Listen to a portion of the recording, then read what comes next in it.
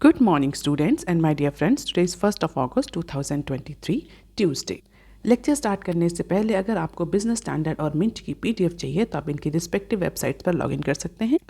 Basic version दोनों ही newspaper का सबके लिए फ्री है। इसके अलावा आप मुझे अदर सोशल मीडिया प्लेटफॉर्म्स पर भी फॉलो कर सकते हैं, जहां पर आपको इकॉनमी और फाइनेंस रिलेटेड अदर्स अपडेट्स भी मिल जाते हैं। इसके अलावा टेलीग्राम चैनल पर डेली आपको इकोनॉमिक टाइम्स, मिंट और बिजनेस स्टैंडर्ड की न्यूज़ हेडलाइंस की सेपरेट नोटिफिकेशन भी मिलती है। फाइनेंशियल एक्सप्रेस की फ्री पीडीएफ भी आपको मिल जाती है। तो अगर आप किसी भी कॉम्पिटिटिव एग्जाम की तैयारी कर रहे हैं तो ये टेलीग्राम चैनल आपके लिए यूजफुल हो सकता है। रिकमेंडेड प्ले स्पीड है इस वीडियो की 1.25x। Thought of the day is don't let yesterday take up too much of today. और मिंट ने आज approximately 7 important news headlines cover करी हैं अपने फ्रंट पेज पर। बिजनेस स्टैंडर्ड ने approximately 15 important news headlines cover करी हैं। और आज के डिस्कशन में हम 12 न्यूज़ आर्टिकल्स डिस्कस करेंगे। तो जल्दी से स्टार्ट करते हैं। आज का पहला आर्टिकल जो कि मिंट के पेज नंबर 1 पर दिया हुआ है, Maruti to take reins to of contract manufacturing firm. तो मारुति सुजुकी इंडिया लिमिटेड, जिसको हम शॉर्ट फॉर्म में MSIL भी बोलते हैं, उसने मंडे को अनाउंस किया है that it is going to buy out its contract manufacturing partner Suzuki Motors। तो सुजुकी मोटर्स का जो गुजरात का मैन्युफैक्चरिंग प्लांट है उसको सुजुकी मोटर कॉरपोरेशन SMC से खरीदने जा रही है Maruti Suzuki India MSIL। Approximately 12,755 crore की डील हुई है, यानी 12,755 करोड़ में गुजरात का ये प्लांट जो है वो MSIL खरीद लेगी, मारुति सुजुकी खरीद लेगी सुजुकी मोटर कॉरपोरेशन SMC से। और ऐसा कहा जा रहा है 31 मार्च 2024 यानी इस फाइनेंशियल ईयर तक ये जो ट्रांजैक्शन है ये कंप्लीट हो जाएगा, ऐसा कहना है मारुति सुजुकी के चेयरमैन का। तो अप्रॉक्सीमेटली 3,200 वर्कर्स जो हैं वो गुजरात के इस प्लांट में काम करते हैं। एनुअल कैपेसिटी है 7,50,000 यूनिट्स, जो कि टोटल MSIL का 4th पार्ट कॉन्स्टिट्यूट करती है। हालांकि रेगुलेटरी क्लियरेंसेस, रेगुलेटरी अप्रूवल भी रिक्वायर होंगे इस पर्टिकुलर ट्रांजैक्शन और इस पर्टिकुलर डील के लिए। तो लेट अस सी कि कब तक ये क्लियरेंसेस मिलते हैं। हालांकि अगर हम कॉन्ट्रैक्ट मैन्युफैक्चरिंग एग्रीमेंट की बात करें तो MSIL ने गुजरात की इस यूनिट के साथ 2015 में ये कॉन्ट्रैक्ट मैन्युफैक्चरिंग एग्रीमेंट था जो वो साइन किया था। और पिछले 8 सालों से ये जो कॉन्ट्रैक्ट मैन्युफैक्चरिंग एग्रीमेंट है ये अच्छा चल रहा है। और एग्जीक्यूटिव्स का ये कहना है, MSIL के जो एग्जीक्यूटिव हैं उनका ये कहना है कि फ़िलहाल के लिए अब जो मार्केट है, अगर कार इंडस्ट्री की बात करें तो कार इंडस्ट्री और मार्केट और कंट्री की जो इकॉनमी है वो पूरी तरीके से चेंज हो चुकी है, सब्सटेंशियली चेंज हो चुकी है। और इसीलिए MSIL को भी अब अपनी स्ट्रैटेजी चेंज करने की ज़रूरत है। और उस स्ट्रैटेजी में सबसे पहला स्टेप जो MSIL ने लिया है, मारुति सुजुकी ने लिया है, वो कॉन्ट्रैक्ट मैन्युफैक्चरिंग को बंद करने का लिया है। और उसी पर्टिकुलर कंटेक्स्ट में गुजरात का जो SMG या SMC का जो प्लान है उसको एक्वायर करने जा रही है MSIL। अब यहाँ पर एक टेक्निकल टर्म यूज़ हुआ है कॉन्ट्रैक्ट मैन्युफैक्चरिंग। तो कॉन्ट्रैक्ट मैन्युफैक्चरिंग क्या होता है?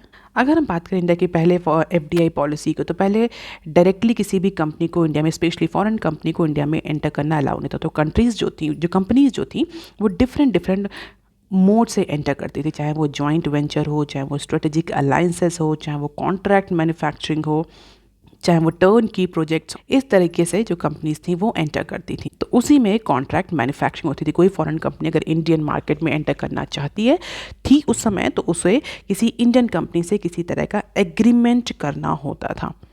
तो उस समय जब सुजुकी इंडिया में इंटर करना चाह रही थी तो उसने मारुति के साथ एग्रीमेंट किया। और एक कॉन्ट्रैक्ट मैन्युफैक्चरिंग क्या होती है? Basically contract manufacturing is when one company enters into an agreement with others to produce components और product over a specific time period. This is basically an outsourcing on a manufacturing level and like outsourcing employee. So it led the companies to compete in area that were previously unreachable. So contract manufacturer is a manufacturer that contracts with firms for a component or products. तो basically JV हुआ था at the time of entry Maruti और Suzuki के बीच में, और उसके बाद से दोनों ने इंडिया में मिल करके कॉन्ट्रैक्ट मैन्युफैक्चरिंग स्टार्ट करी थी। फिलहाल के लिए अब चूँकि कंट्री की इकोनॉमी, कार इंडस्ट्री में काफ़ी चेंज हो चुका है, तो मारुति सुजुकी का ये कहना है कि they are going to change their strategy. और उसमें जो पहला स्टेप है that to buy this Gujarat plant and and this contract manufacturing agreement. So these are the details about contract manufacturing। 12,775 crore की ये डील हुई है। कैपेसिटी हम ऑलरेडी डिस्कस कर चुके हैं। अदर लोकेशंस पर जो मारुति की कैपेसिटी है वो भी आप देख सकते हैं। बहुत ज़्यादा इसको याद करने की ज़रूरत नहीं है। मारुति के रिजल्ट्स की अगर बात करें तो 6.4% का सेल इंक्रीज अचीव किया था मारुति ने जून क्वार्टर में। नेट प्रॉफिट अप्रॉक्सीमेटली 145% का 145% का ईयर ऑन ईयर बेसिस पर मारुति ने जून क्वार्टर में प्रॉफिट रजिस्टर किया है। And this is the SMG last 3 years turnover. तो जो मैन्युफैक्चरिंग प्लांट MSIL खरीदने जा रही है उसका टर्नओवर पिछले 3 सालों में कितना रहा है। तो you can just have the glimpse of it. आप देख लेते हैं article number 2 that is given on page number 1 of Mint paper. Aakash's minority shareholder says no to Byju's shares. Byju's ने आकाशा को अप्रैल 2001 यानी 2021 में एक्वायर किया था अप्रॉक्सीमेटली $950 मिलियन की डील पे। तो कैश और स्टॉक में ये डील हुई थी जिसमें बायजूस के शेयर्स को और आकाशा के शेयर्स को स्वैप करने की बात हुई थी। तो यहाँ पर इशू क्या आ रहा है, यहाँ पर इशू ये आ रहा है कि प्राइवेट इक्विटी फर्म्स ब्लैकस्टोन और चौधरी फैमिली जो कि 2 माइनॉरिटी शेयर होल्डर्स हैं आकाशा एजुकेशनल सर्विसेज लिमिटेड AESL में। तो ये जो 2 माइनॉरिटी शेयर होल्डर्स हैं इन्होंने मना कर दिया है अपने इक्विटी होल्डिंग्स को बायजूस की इक्विटी होल्डिंग्स यानी बायजूस की जो पेरेंट कंपनी है कौन सी है, think and learn private limited, उसके शेयर से स्वैप करने के लिए। और अगर ये 2 माइनॉरिटी शेयर होल्डर स्वैपिंग के लिए एग्री नहीं करते तो डेफिनेटली ये जो डील है आकाशा और बायजूस के बीच में प्रोबेबली ये डील अभी अपने कंक्लूजन पर या अपने फाइनलाइजेशन पर नहीं पहुंच पाएगी। तो कैश प्लस इक्विटी मर्जर पर जो डील साइन हुई थी उसमें चौधरी फैमिली और ब्लैकस्टोन ने मना कर दिया है कि वो अपने माइनॉरिटी शेयर्स को स्वैप नहीं करेंगे think and learn private limited के शेयर से। अब ये कितना ओन करते हैं कलेक्टिवली अगर हम देखें तो दोनों ही माइनॉरिटी शेयर होल्डर्स जो है अप्रॉक्सीमेटली 30% AESL में ओन करते हैं, जबकि जो think and learn private limited है उसका कितना शेयर है 43% का।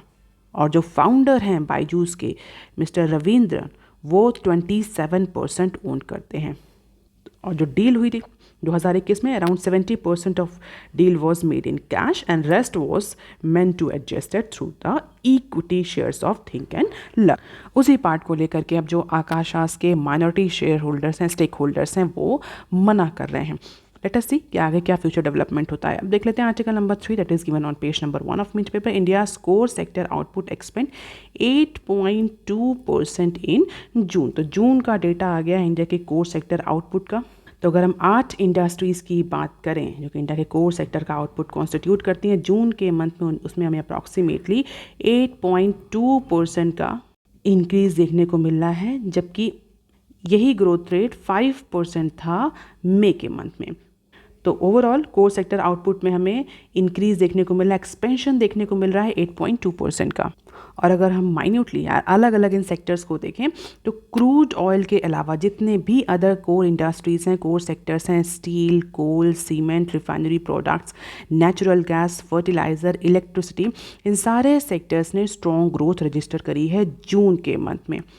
इलेक्ट्रिसिटी में अप्रॉक्सीमेटली 3.3 का इंक्रीज़ देखने को मिल रहा है जो कि एक साल पहले अप्रॉक्सीमेटली 16.5% की ग्रोथ रेट से ग्रो कर रही थी।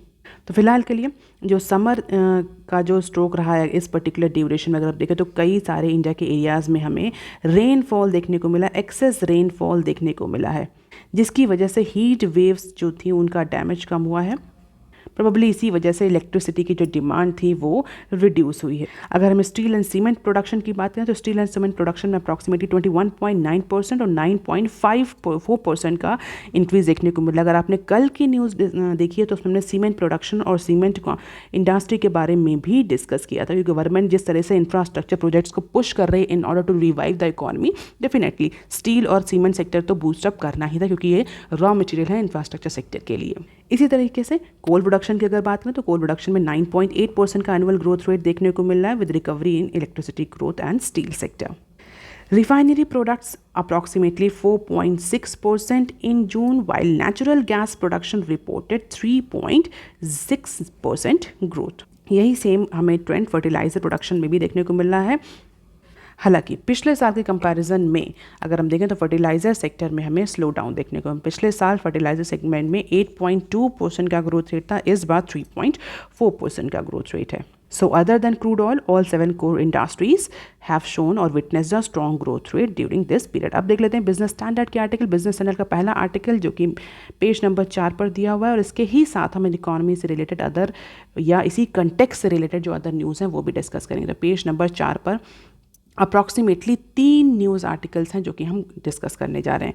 Core sector output expand to 5 months high at 8.2% in June. तो ये हम डिस्कस कर चुके हैं कि 8.2% की ग्रोथ रेट से जून के मंथ में जो हमारा कोर सेक्टर आउटपुट है, की इंफ्रास्ट्रक्चर सेक्टर है, वो ग्रो किया, पिछले 5 महीनों का सबसे हाईएस्ट पॉइंट है।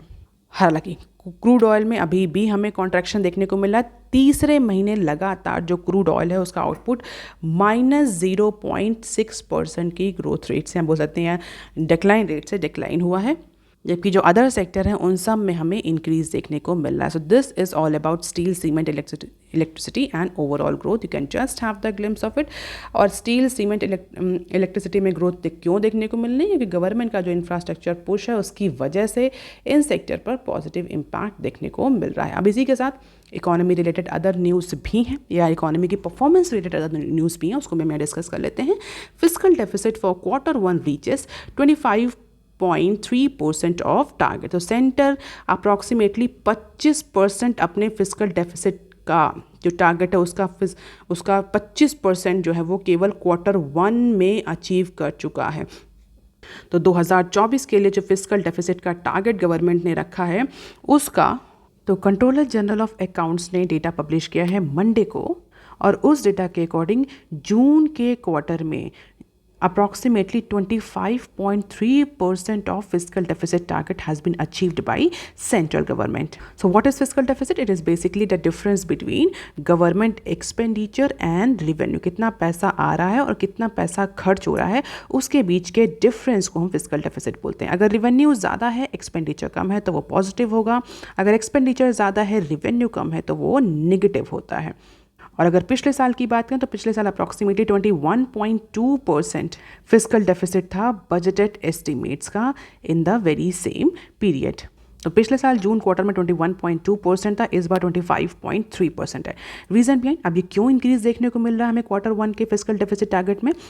जो टारगेट अचीव हुआ है, यानी कि 100% जो पूरे फाइनेंशियल ईयर के लिए टारगेट रखा गया था वो 100% था, उसका 25.3% केवल Q1 में ही अचीव हो गया है, या Q1 में ही गवर्नमेंट का उस पर्टिकुलर पार्ट को गवर्नमेंट ने कॉन्स्टिट्यूट कर लिया। तो reason behind this higher fiscal deficit is increased capital expenditure and accelerated tax devolution to the states. So government का कैपिटल एक्सपेंडिचर बढ़ा है जून क्वार्टर में, इसके साथ ही साथ स्टेट्स को जो गवर्नमेंट ने टैक्स डिवोल्यूशन किया है उसकी वजह से ये जो खर्चा है उसमें हमें इंक्रीज देखने को मिल रहा है और जो रेवेन्यू है वो डिक्रीज होता हुआ दिख रहा है। तो because of these two reasons this 25.3% has been achieved in June quarter itself. अब देख लेते हैं next tip, service and retail demands keep credit of take robust in June.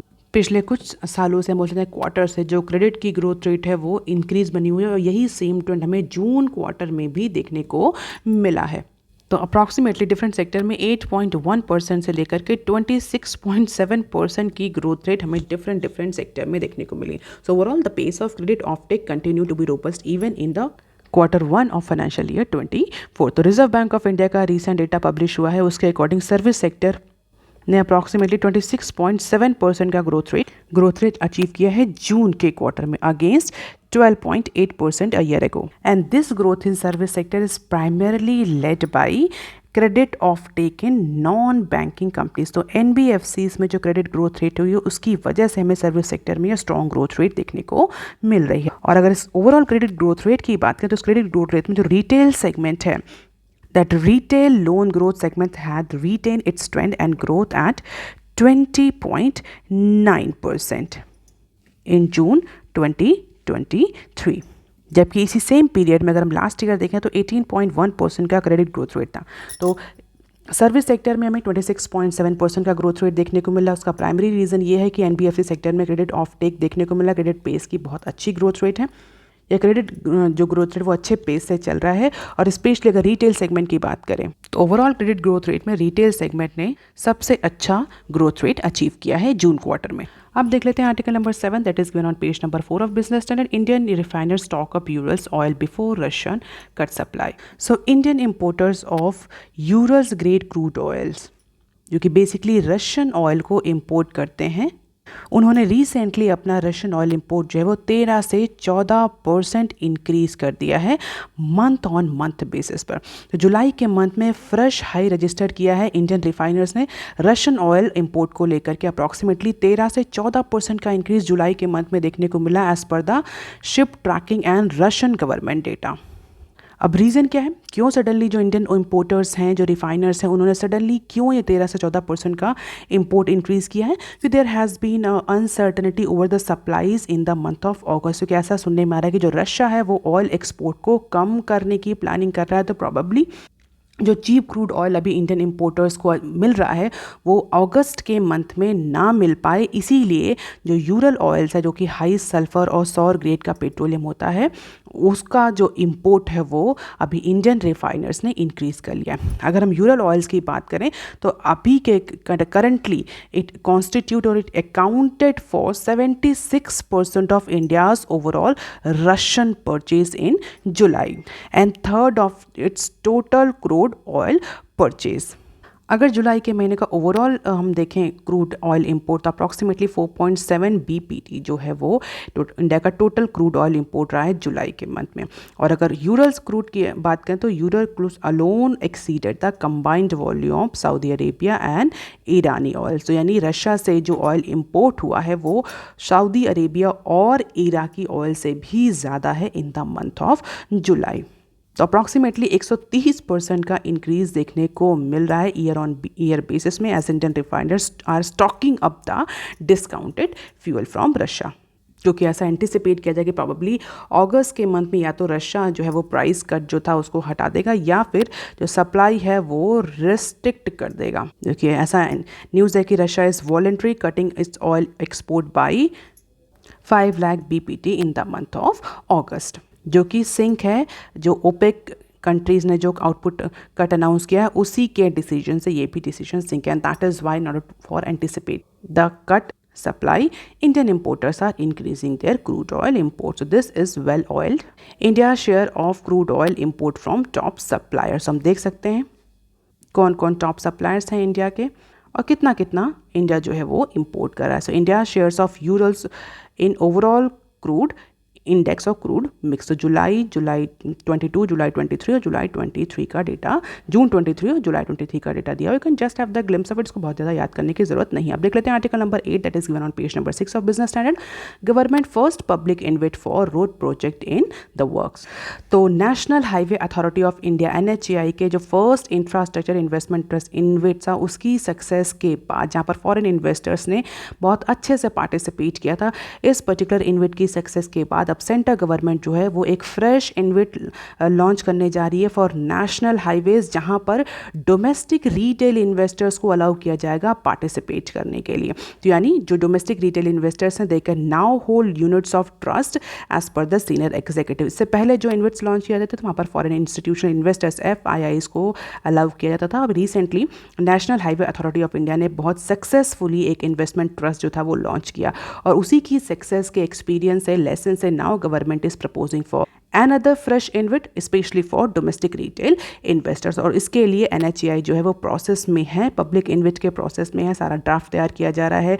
SEBI regulations जो हैं वो उनको देखा जा रहा है, उनको फॉलो करने की कोशिश करी जा रही है. अगर हम सेबी रेगुलेशंस की बात करें तो SEBI regulations require 5 entities to be there for InvIT.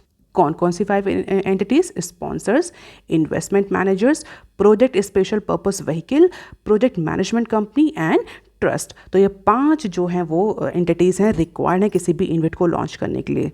हालांकि अभी इस पर ड्राफ्ट प्रपोजल ही पर ही काम हो रहा है, अभी बहुत ज़्यादा एडवांस स्टेज पर नहीं है.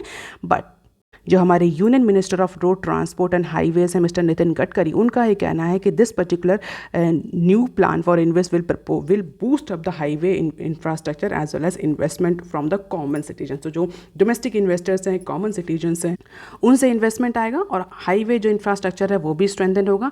तो दोनों को ही बेनिफिट होगा. इंफ्रास्ट्रक्चर जो है वो इम्प्रूव करेगा हाईवेज़ का और जो डोमेस्टिक इन्वेस्टर्स हैं उनको अच्छे खासे हेल्दी रिटर्न्स मिलेंगे. सो लेट अस सी कि कब ये आता है. अभी फिलहाल फिलहाल के लिए ड्राफ्ट प्रपोजल पर ही स्टेज पर ही है.